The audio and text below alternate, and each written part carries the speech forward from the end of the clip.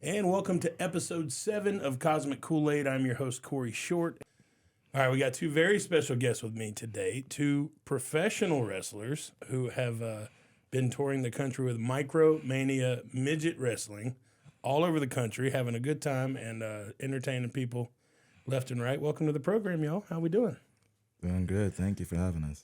Absolutely. So we got Daniel Graves, and he goes by the stage name 25 Cent. We're going to get into that a little bit later if it's not already obvious to you.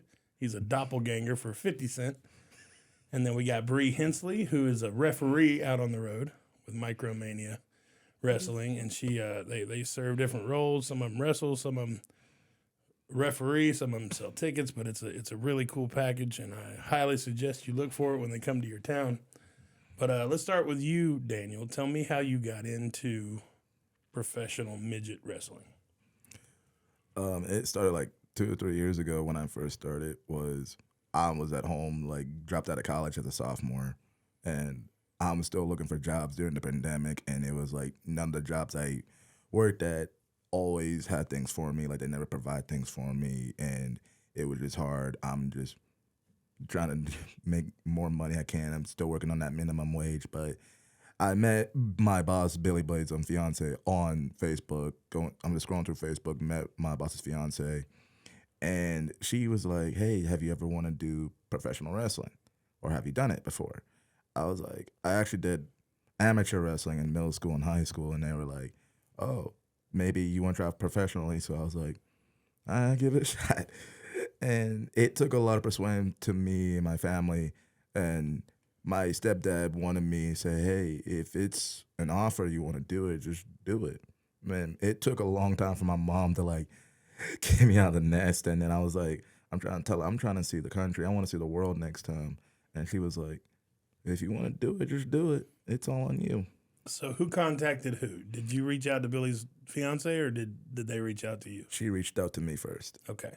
and then I was thinking like, this is awkward because like mostly I know some text messages will like when they don't spam like perfectly good paragraphs to you, and then like I'm wondering, is this like a spam account or is this someone is a bot? Like I don't even know because like I know when it's a bot or not, and she keeps like spamming me these big old stuff, and then there was a link on it, which I know these people sometimes will be like, "Oh, there's a link. It's going to send me to a porn site." I'm like, I'm not falling for that. But I was like, I forget this. I'm going to look at it.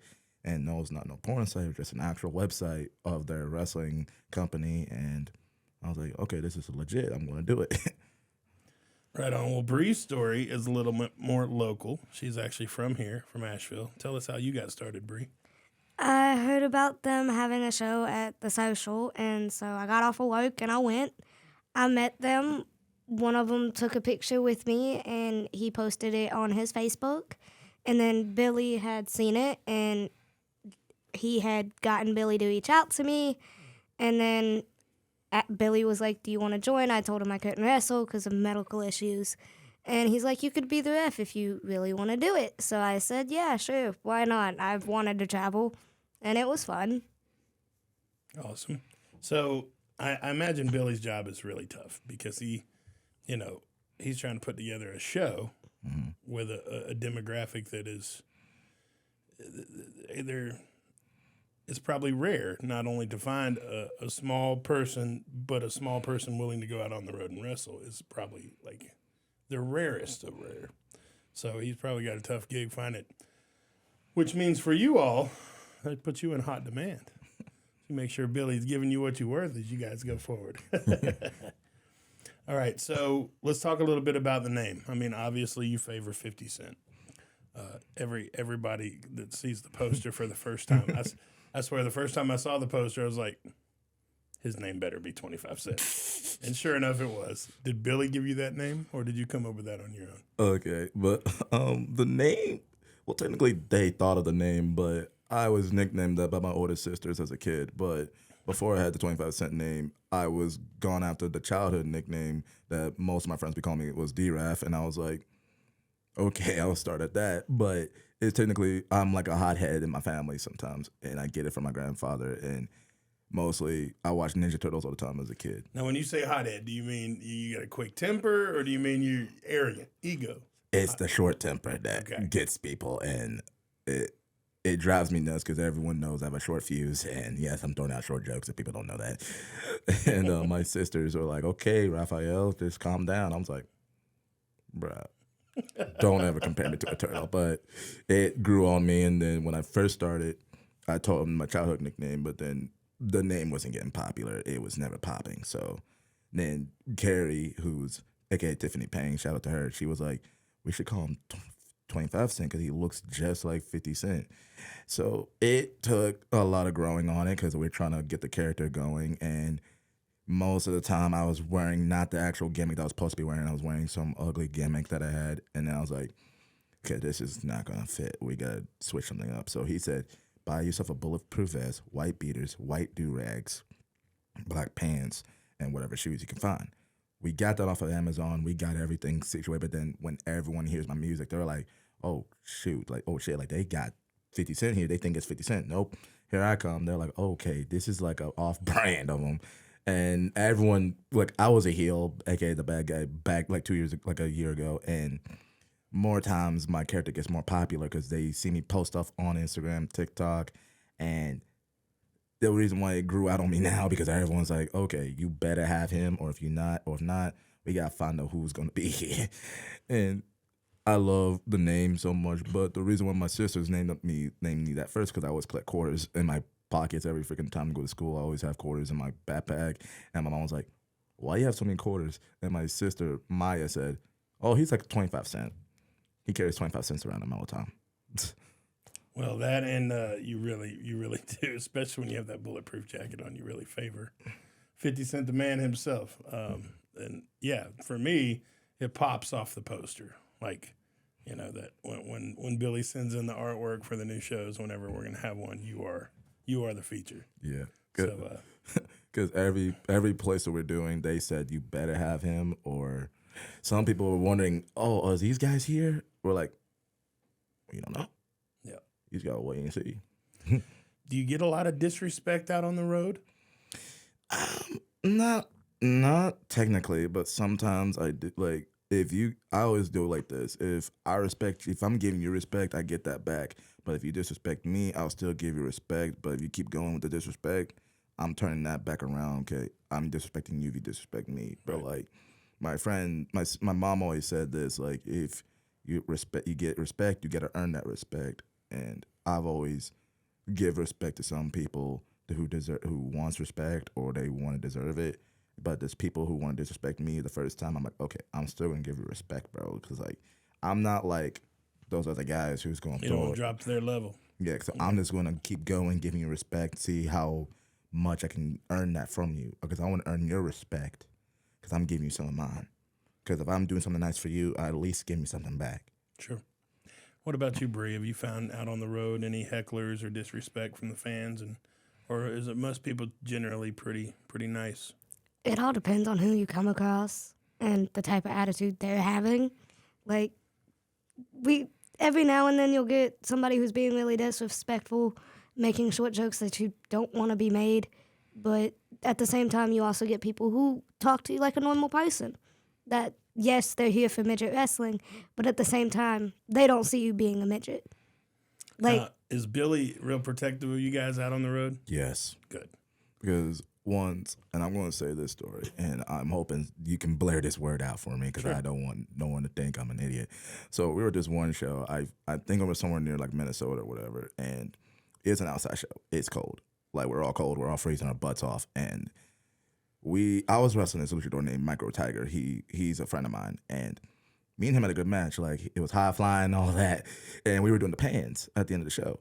There's one guy who's like outside the ring is shouting out disrespectful bullshit, and then in one thing or two, like, we were getting to do more pans, and I heard this one word. He said, "Fuck that nigger," and I didn't hear it the first time. And I looked around. I'm like, okay, I thought maybe a black guy was saying "What's up, my nigga," or whatever that crap is. But I turned around again, and then I heard it the second time. Okay, who said it? Third time. Okay, I'm pissed. I'm gonna kill someone. And the two luchadors, Adagancito and Suki, were both holding me back because I was enraged. I want to kill somebody, and I had it, and Billy saw the rage out of my brain, out of my eyes, and he was trying to hold me back too. And then and this guy was wearing a shirt called White Lives Matter. And I'm thinking he's part of the KKK. And I was like, okay, he wants me dead. I just don't fuck with that. So he keeps saying it all over and over and over. And I was like, okay, I had enough. So I got the ring. Out of nowhere, Billy grabs me by my shoulder, pulls me back, saying, no, you ain't going. Get back in the ring. Let me handle this. And plus, we had police already here. Right. They escorted him out, and he went to the merch table where Tiffany Payne was. He threw off the merch off the table because we're trying to make money, and the bar was trying to make money. But he threw off all the merch, and then he said, "I can't believe you're respecting this nigger right here." And then the cops just took him out, arrested him, and that was the only time that they had my back because I was like full in rage, and I had to be sent in the back to calm my ass down, and I'm like, nah, I want to hurt this fool, like send him my way, and that's one thing I don't tolerate. Yeah, absolutely, and you shouldn't. And I'm sorry you had to deal with that. Yeah. It's 2023. We should be so much further past that in this country, and I'm sorry you and it just sucks. So tell me about let's flip to a good memory. What's one of your favorite memories from the road? Oh, my favorite memory. Well, I have a few favorite memories, but I wrestled.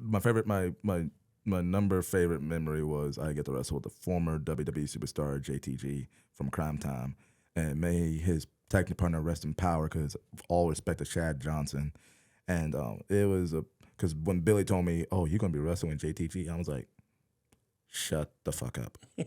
Are you bullshitting?"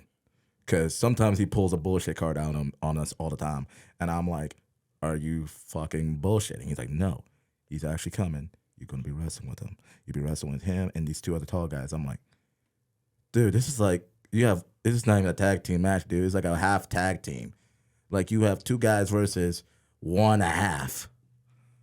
And, like, what is this? And he's like, don't worry, they'll protect you. I'm like, okay. So we were training in the ring, trying to figure out, okay, what are we doing in our match? And he's like, oh, you going over. I was like, all right, I'm going over. Cool.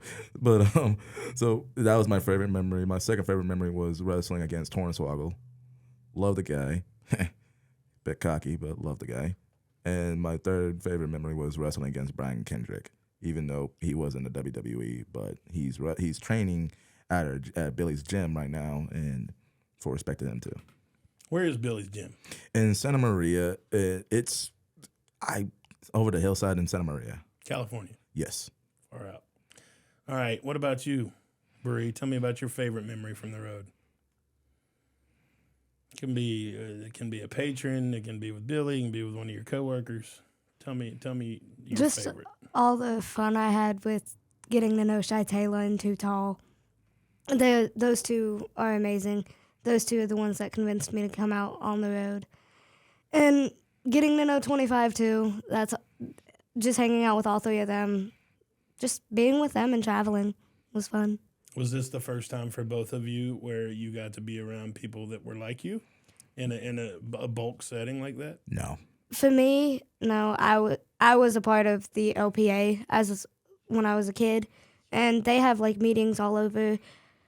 I went to Washington, D.C. one year for a nationals, and that was a little bit over 1,000 or under 1,000 of little people in the hotel, and it was great. Awesome. I bet it was. I met some cool people. I still talk to a few of them, but I talk to 25, Shy Taylor, and Too Tall more than anything now. So do you all actually train like athletes, like wrestlers? Do you train on moves and lift weights and do all those things like real wrestlers do? The lifting weights, no, but we do train on the road like every single day because I started my training when I was when I was refereeing, I started training like early. Like, it was like, because thank you to Artegancito and Suki were training me how to do the rolls and the bumps and everything. Like, they taught me like the first, like after like one show we got done. Second show the first show I started was in Texas, and then second one still in Texas. So the second show we were at, they were training me how to take a bump, how to do rolls, clotheslines, and I didn't know how to do moves yet until I kept practicing more with them. Billy taught me a few moves that I should do. And I love the way that Billy trains me. I love the way that Adiga and Suki train me. Like, every time they say, you want to train a little more? What move do you want to do? I'm like, can I try this move? He's like, okay, let's set the ring up and we'll do the move. And one thing is, I can't do a new move in the ring because I might want to wait till the next show to practice it one more time before we start, because mostly some guys will say, oh, let me do this move on you. I think it'd be cool. Give us a pop. No. You got to tell me how to take it before I do it. Because if you don't tell me and you're just calling it on the fly, I don't roll with it unless if I know my match well. And because see, here's the thing. But between calling out a move and doing your match, when I'm doing my match with somebody, I know what they're throwing at me. But if I remember the move that he tells me, hey, I'm going to throw this at you, be ready for it. I'm like, okay, tell me what spot, tell me what I'm going to do. And then I'll be ready. But if you're just doing on the fly and I don't know when it's coming, it doesn't fuck me up, it fucks you up. And it makes Billy upset, and Billy's going to chew one of us out saying, why'd you do that move? He didn't know how to take it. He didn't know when to be ready. As long as you tell me what it is, okay. But if you don't tell me, I'm like, well, that's what, yeah. So you do train, and that's what practice is for, is to eliminate those mistakes. So, so let me ask you this: does when the chair comes out, and then I noticed at the last show y'all did a thing where the customers could pay to hit y'all with the chair or something, and part of the VIP experience. It's you pay, you do a tip, and you get either can hit one of us with a pan, a baking sheet pan, or we will hit you. Yeah. Is there any pain involved in that? After about the 10th one, it's probably like, damn it. No, okay. It all depends. It all depends, but I almost got concussed by a few of them because there's some guys who go full force on the head. And she's seen me almost black my ass out because I think it was in the California shows, wasn't it? Was it one of the California ones? I think it was if I'm not mistaken, the LA show. Yeah. My first show with y'all in LA. Yeah. Oh, yeah. Yeah. So some dude hit him. Imagine if you don't get it right in the middle. If you he got the back part of my head. He got him like right here. And I fell like flat as a board, and I hear like a lot of ringing. My eyes were twitching, and then she comes over to me saying, "Are you good?" I'm like, you good? I'm like, I'm looking around. I'm seeing Suki on one side, see the other guy in front of me. I'm like, I think I'm gonna come up. He's like, 1, 2, 1, 2. I'm like, 3. And then I'll give him that. He was like, okay, close enough. And because I almost got concussed, but to me, I'm used to the pain, but I was not suspecting him to do that because all that force out of nowhere. Because I'm like, bruh, you're gonna kill me with this guy. Don't put the talk. Don't put and I think this guy was freaking built. He was tall and built. And I did not, because I thought he was just going to hit the middle part of the head. Nope, he hit the front and pitted the back head. And I was like, okay, I think I'm getting a concussion. All right, folks, we're going to wrap up this first segment here with Daniel and Bree from Micro Mania Wrestling. Micro Mania. A touring midget wrestling group that has come to a couple of my venues here in town and will be back later this year. But they're giving us a behind-the-curtain look at life on the road as a midget wrestler. So glad y'all are here. We'll be right back for more in just a minute.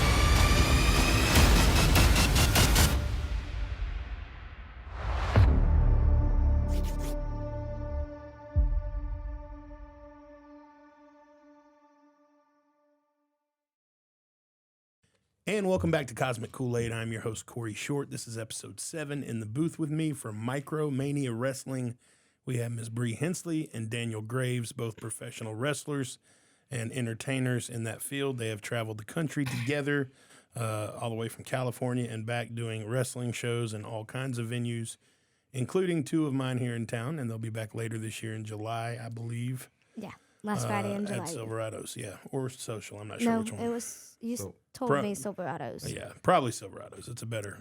We got more outdoor space to work with there. But anyway, glad to have y'all coming back this year, and glad to have you here today. Bree is actually going to be doing some marketing work with us. Yes. With Silverado. She's a ton of fun, and y'all going to be seeing more of her. And Daniel, you're always welcome to come hang out with us too, buddy. You're always a lot of fun. So just a few hours down the road in Nashville, when you're not on tour, we'll have to keep in touch. So we talked about life on the road as a professional wrestler. Let's talk about just life in general as a small person, as a midget, as we know it. Let's start with that. Let's talk about the word midget. Daniel, what does that word mean to you? What the word means to me, it's to me when I was a kid, when it was complicated. But a lot of people saying, "Oh, it's just like the N word with the hard R," but it's regulatory for that. I'm like, as a kid, okay, I'm taking that as personality. But when I grew up, I'm like, it's a word. It's a fucking word. Like, get over it. And it's a word that I think is descriptive, and it's the most descriptive word that I know. I mean, dwarf and the other words, but they all from my end say the same thing, and none of it means offensive. Yeah. But I want to hear from you all what it means to you. Because I remember, like, my friend Dylan said, like, the word midget came out since 75 years ago, and that was before they thought about dwarfism. So now, because now the president of LPA wants to trademark that word because then we can't use it. But I'm like, if you trademark that word, that means our brand is not going to work. That means we got to find something different to use. We can't use little people wrestling because it's not a pop. But midget wrestling, okay. Now everyone wants to see midgets beat the shit out of each other. Like, who doesn't? Sure. Because a lot of people pay money to see that fucking shit. What about you? What does the word midget mean to you? See, growing up, my mom told me, that's a bad word, that's a bad word. Don't let people call you that. She would cuss people out for calling me that in public. I didn't know what the mean. And your mother was not. My mother was not little. My dad was. Love him to death. So she was the one that was around, and she never really told me the definition of it, but she just told me it was a bad word. So I grew up hearing it, yeah, yada, yada, yada, but I never knew the meaning until I got a little older, and still then I'm like, okay, I don't see, like, the difference between little people and then midget. I mean, little people sounds a little nicer when talking, and midget is just another word to me, like little people. I didn't get okay with me being able to hear the word because of my mom and how I was when I grew up until I joined the Micro Mania Midget Wrestling. Now I use it almost on a daily basis. Like, I make jokes about myself all the time. You've heard them. I make stupid, shitty jokes. A lot of people look at me like I'm crazy, but I'm like, hey, if you can't joke about your size or you can't joke about yourself, you don't love yourself. Sure. We got to have fun with it, you know. Yep. We get one ride on this roller coaster, and we can sit around being mad about the shit that's wrong with us. Except we can't get on the coasters. That happened. Yeah, we can get on roller coasters. That was the good one. That's that. bullshit, man. We got to get some roller coasters for y'all. But I did get on a few because I cheat my way on the high because of the hair. But see, like that, we make jokes about it. Right, as you should, as you absolutely should. There's I can't imagine what it's like to be in your old shoes, the challenges that you all have to go through. Yeah. And, I know just from spending a little time around Bree that Bree needs a lot of extra help. She's having to call on me, and I imagine sometimes you have to do the same. And I can't imagine what it's like to have to be dependent on taller people for a world that is set up for taller people. Yep. So I applaud the fact that you all still keep such a positive attitude and keep pushing forward, and don't let that get you down. Because I think it's really cool what you're doing with the wrestling thing, having fun with it. I mean, why not? You know? That's why I did it. I thought it was going to be like, hey, this is going to be fun. You'll get to watch midgets beat the shit out of each other. And you'll be in the ring with them. Sounds fun. Who wouldn't? What's the best compliment that you've ever gotten, Bree? See, it's kind of funny, but it's kind of serious too. You got a big heart for somebody that short. Big what? Big heart. Big heart. Yeah. That was my favorite one. Okay, so we know that you guys have been doing the wrestling thing for the last year or so. Tell me about prior to this. Was it difficult to find work being smaller? Yes. Yep. Very much so. Mm-hmm.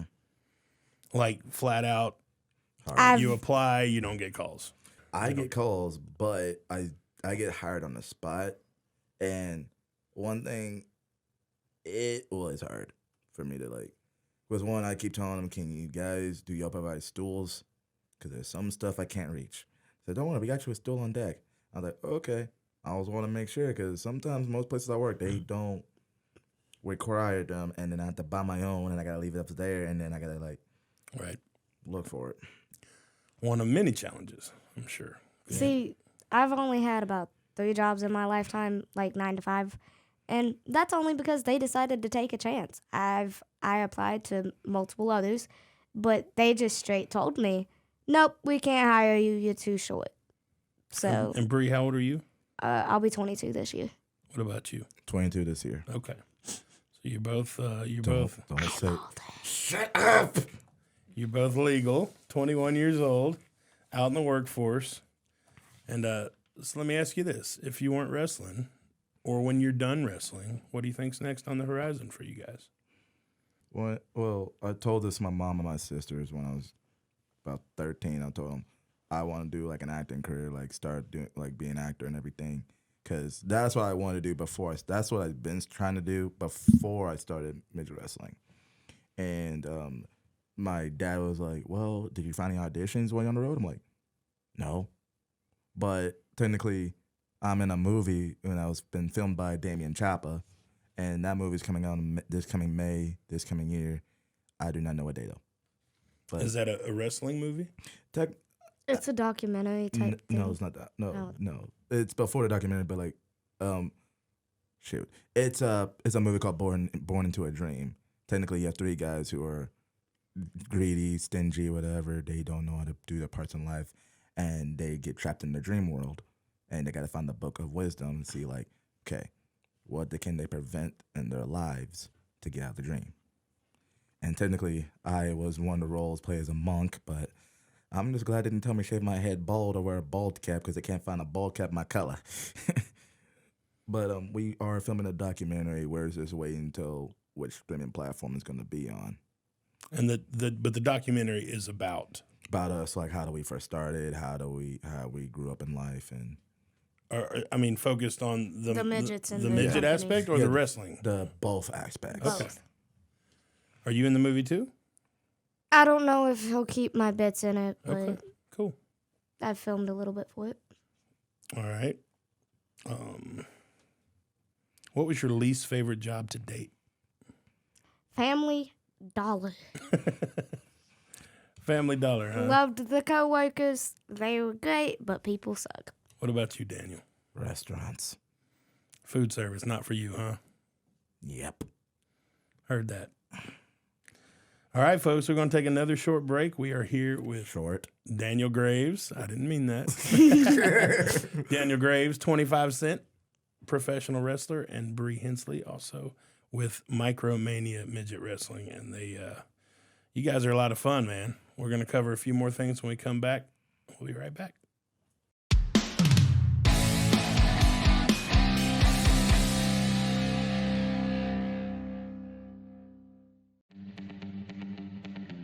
In 2023, lines will be crossed, champions will be determined, and legends will be made. HVW once again sets the stage for great professional wrestling in Western North Carolina. bringing the best talent together for the Showdown Series at Silverados. Featuring TJ Boss, Jada, Stone, Reno, Royce, Luca, Daniels, Marcus, Erics, Michael, King, and King Enterprise. The bar and standard in professional wrestling has always been high in North Carolina. This year, High Velocity Wrestling takes that into the atmosphere. It's the Showdown Series at Silverados.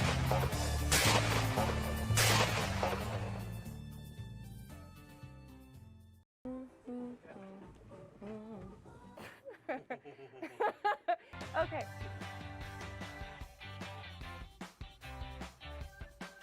Hey y'all, I'm Dunbar with Instant Karma Asheville. We are a one-stop hippie shop and a true Asheville experience.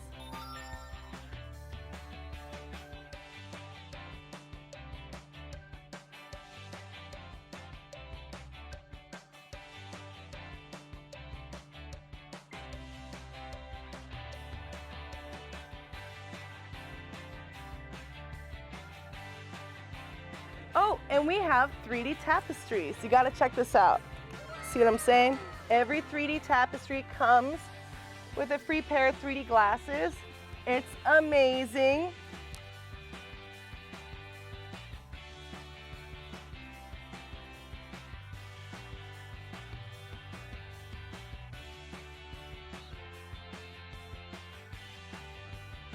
And we have beautiful dream catchers. We're catching all those dreams that you don't want to have.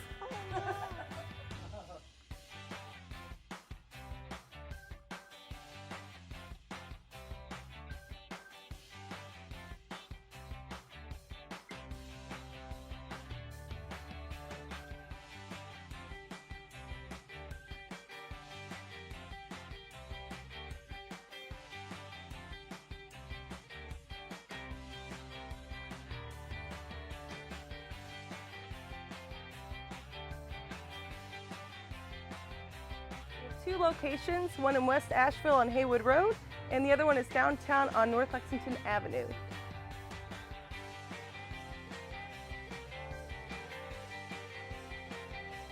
Make sure you check out our online store at instantkarmaasheville.com. And I can say we are the place you want to be.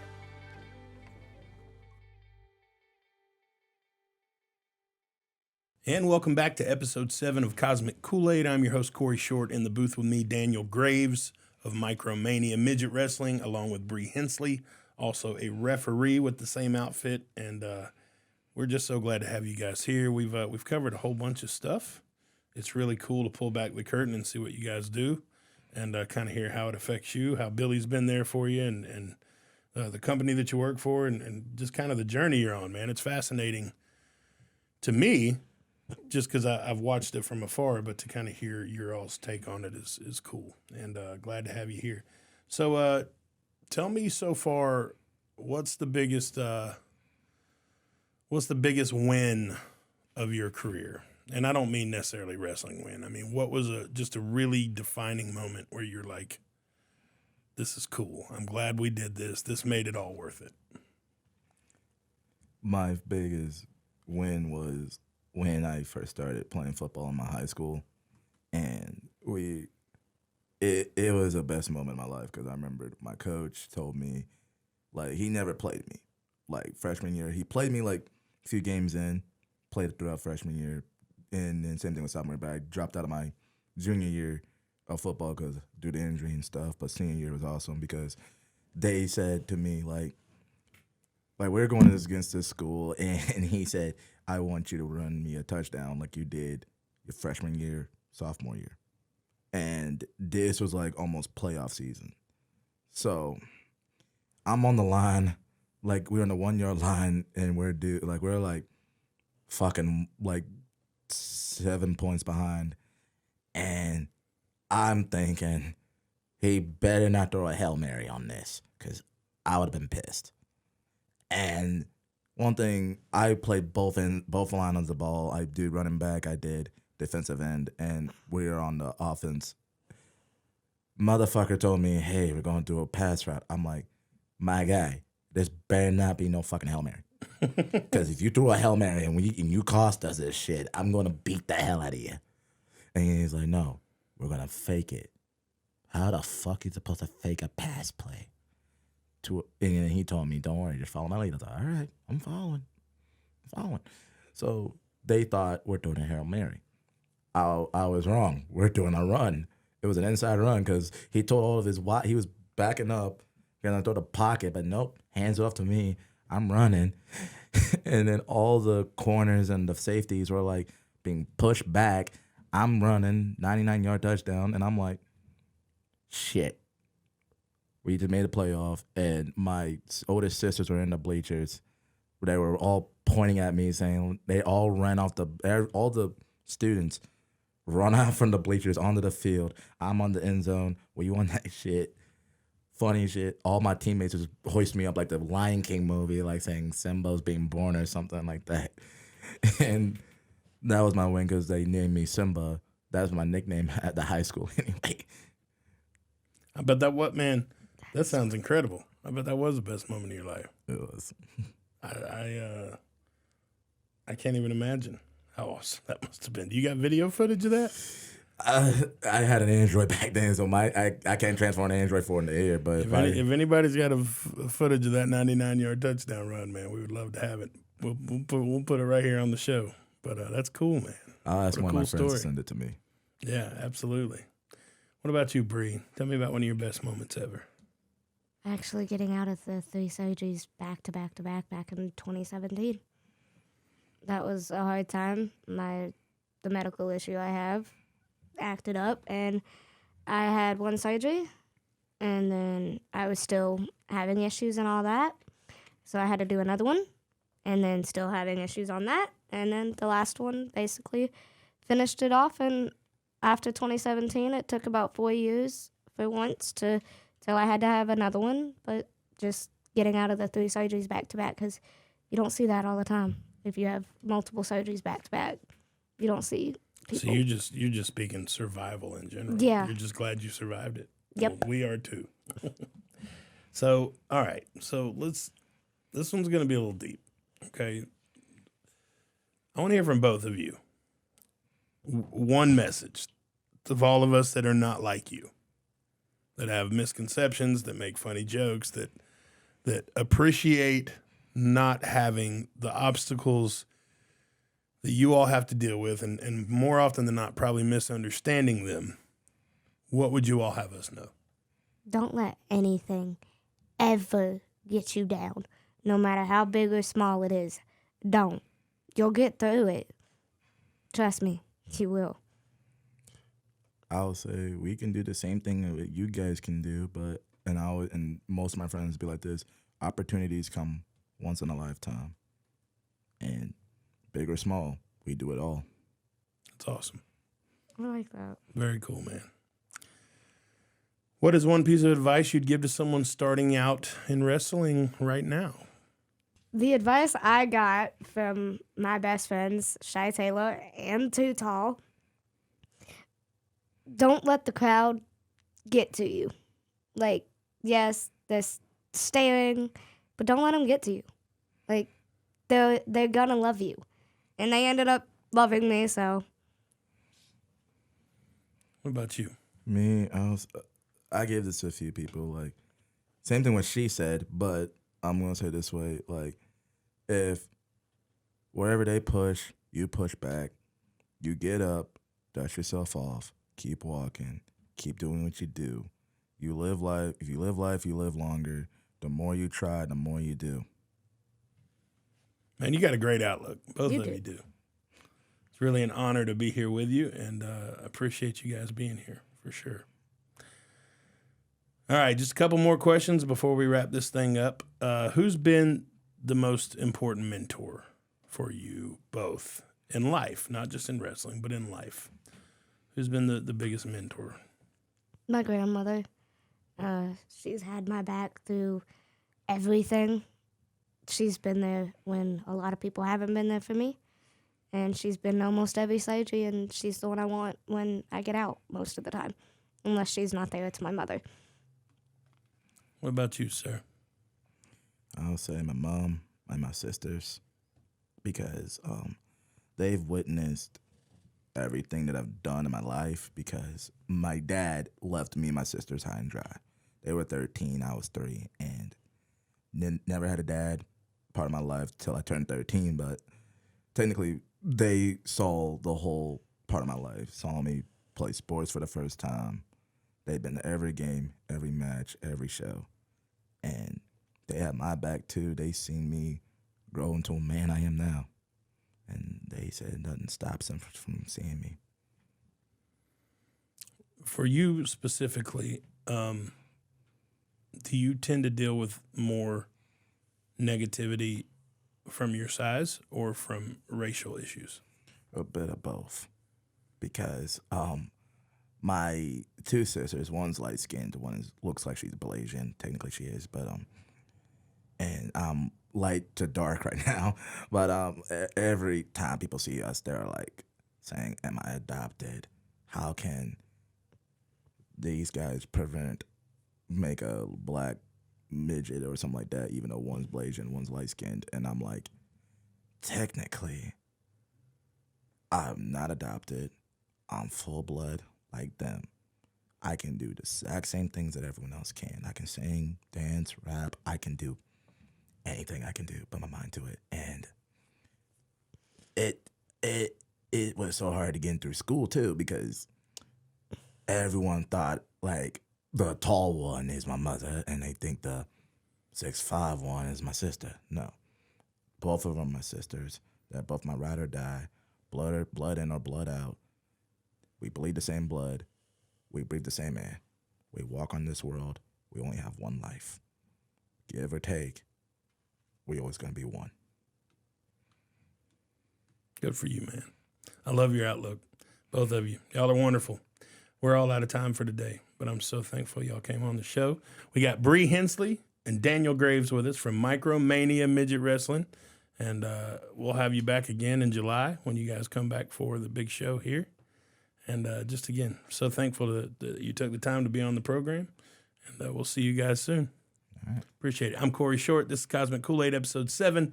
We're all out of time with Daniel Graves and Bree Hensley. We'll see you next time.